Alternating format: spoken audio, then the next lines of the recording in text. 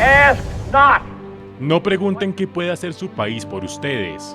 Pregúntense qué pueden hacer ustedes por su país.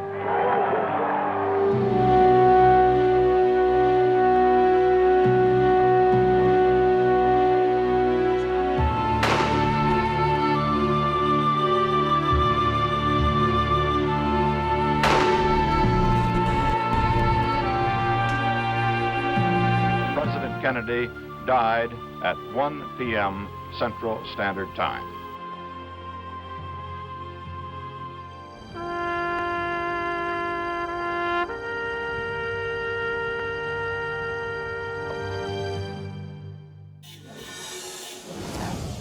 Imagen que sin duda pasará a la historia, la del hijo de John F. Kennedy el día de sus exequias. John F. Kennedy llegó al poder el 20 de enero de 1961. Durante su administración se llevó a cabo la invasión de Bahía de Cochinos, una operación militar en la que cubanos exiliados, entrenados y dirigidos por la CIA, intentaron invadir la isla. También durante su gobierno se registró la crisis de los misiles que involucró a Washington, a La Habana y a Moscú, después de que Estados Unidos descubriera bases de misiles nucleares soviéticos en Cuba. Entre estos, algunos de sus logros. Se cumplen 50 años de un trágico día que aún obsesiona a los Estados Unidos. John Fitzgerald Kennedy recibió un disparo en la cabeza mientras su caravana desfilaba por las calles de Dallas, Texas. Kennedy solo pasó 1037 días en el principal cargo de la nación antes que Lee Harvey Oswald lograra concretar el tiro que acabó con su vida y con las esperanzas de una nación.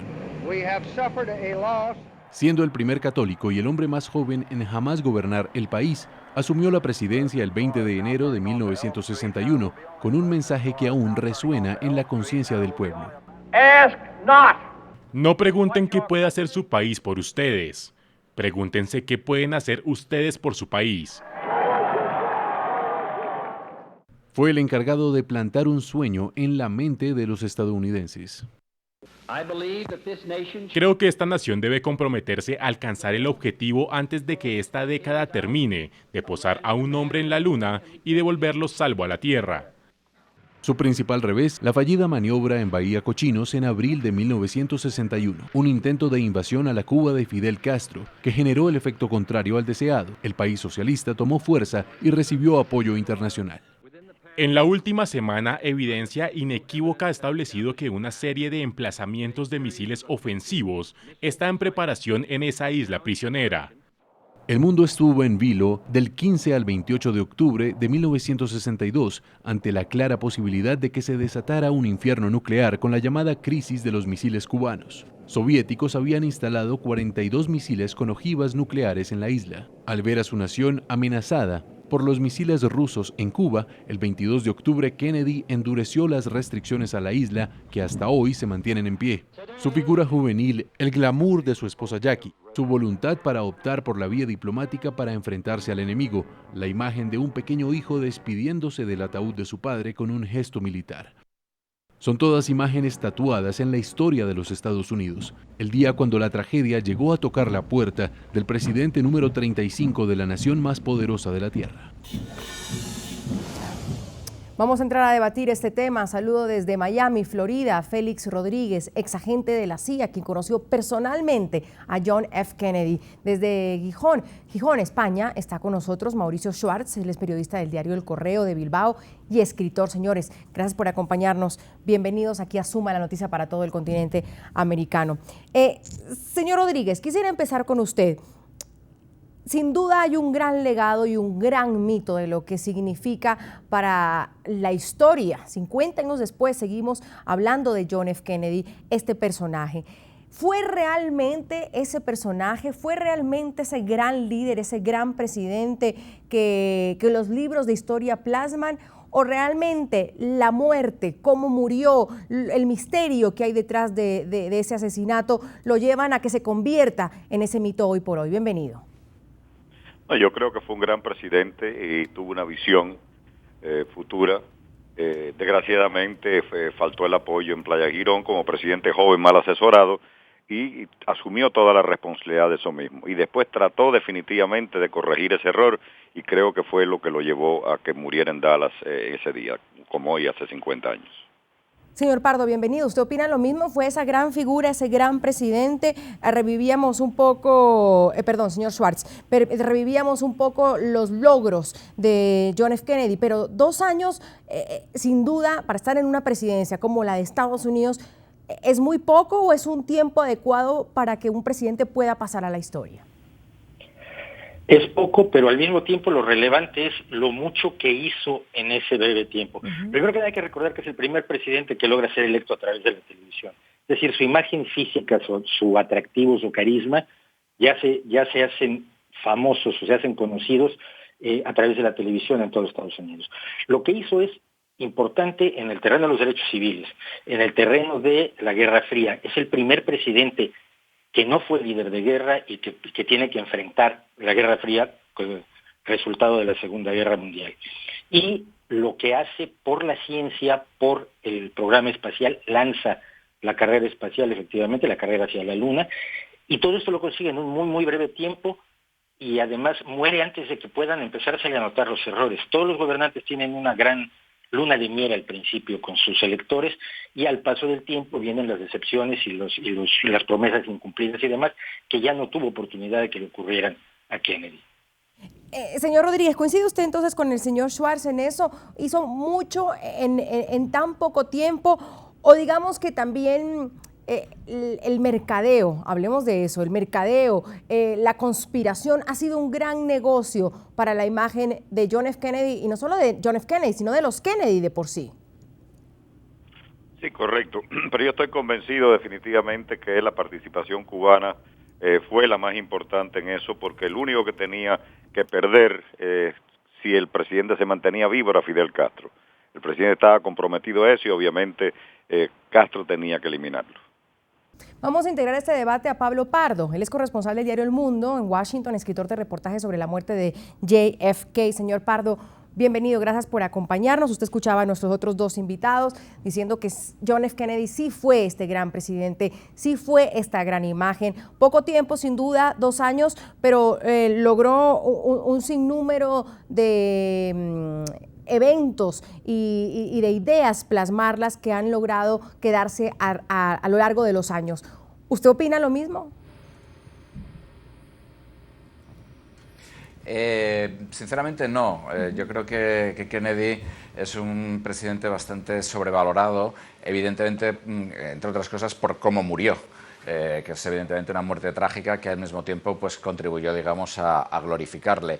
Hay que tener en cuenta que en el momento en el que Kennedy murió, o fue asesinado, mejor dicho, su agenda legislativa estaba completamente paralizada en el Congreso. Su popularidad había caído 20 puntos a lo largo del año, había caído de 78% a 59% desde enero hasta noviembre, y digamos que bien, se había claramente anotado, digamos, un punto en la crisis de los misiles con Cuba, que es verdaderamente por lo que se le recuerda. Había creado iniciativas como los Peace Corps, etcétera, pero fundamentalmente fue la muerte de Kennedy lo que dio impulso para que, por ejemplo, en la legislación de derechos civiles para acabar con la discriminación racial se llevara adelante. Es decir, Kennedy estaba siendo un presidente bastante inefectivo, en mi opinión. Señor Schwartz, interesante el punto que dice el señor Pardo. La muerte de Kennedy es lo que da impulso a muchas cosas que sí realmente después de la historia sucedieron. Bueno, evidentemente, porque ya hay que entender una cosa, además de lo que se ha mencionado, Kennedy fue el momento de gran esperanza para Estados Unidos, una promesa cuando se iniciaba en una década muy difícil. Yo no estaría de acuerdo en que el único que tenía que perder era Castro. Yo creo que la mafia tenía mucho que perder con la intervención de Robert Kennedy como procurador, etcétera. Pero la muerte, evidentemente la muerte, cuando uno muere joven y guapo y en la cúspide del poder o de la fama o de lo que sea, deja una huella mucho más fuerte en la memoria popular que cuando uno muere ya viejo y derrotado como Napoleón en la isla de Elba. Entonces, evidentemente, los muertos jóvenes en éxito, Gardel, Jorge Negrete, ¿no? El propio Pedro Infante, dejan una imagen mucho más fuerte en el imaginario popular, y esto ha ayudado a crear el mito. Vamos, el hecho de reconocer los logros de Kennedy no significa que sea tampoco el más mítico de los presidentes ni el que más problemas ha enfrentado. Pero de todas maneras es el cuarto presidente asesinado en la historia de Estados Unidos. Está Abraham Lincoln, está James Abraham Garfield, está William McKinley, y ninguno de estos, quizás Abraham Lincoln podemos decir, pero ninguno de estos ha cruzado ese umbral de la historia como lo hizo John F. Kennedy, señor Pardo. Sí, desde luego, pero hay que tener en cuenta que Kennedy fue el primer presidente de la televisión. No recuerdo cuántas conferencias de prensa dio Kennedy en sus 3 años en la Casa Blanca, pero tal vez diera 30 o 40, todas televisadas. Kennedy ganó las elecciones. Hay que recordar que Kennedy ganó las elecciones por muy poco, y posiblemente con fraude electoral en Texas y en Illinois. En Illinois en concreto con su padre y con la ayuda de la mafia, y en Texas pues con la ayuda de su vicepresidente Lyndon Johnson. Pero Kennedy ganó las elecciones también por su imagen, por su famoso debate contra Nixon, el primer debate televisado en el cual Kennedy completamente derrotó a Nixon porque era joven y guapo. Hay que tener en cuenta que Kennedy era una persona que estaba muy enferma, tenía la enfermedad de Addison, que es una enfermedad hormonal, que de hecho estuvo a punto de causarle la muerte estando en la Casa Blanca en el verano de 1961, se ocultó a los medios de comunicación a pesar de que estuvo en un estado extremadamente grave, pero Kennedy siempre se empeñó en dar una imagen juvenil, en dar una imagen atlética, desenfadada, un poco principesca, ¿no? De ahí viene también el mito de Camelot, muy enfatizado después por su familia y por su viuda. Entonces, evidentemente, Kennedy es más que un presidente, digamos, es una especie de icono.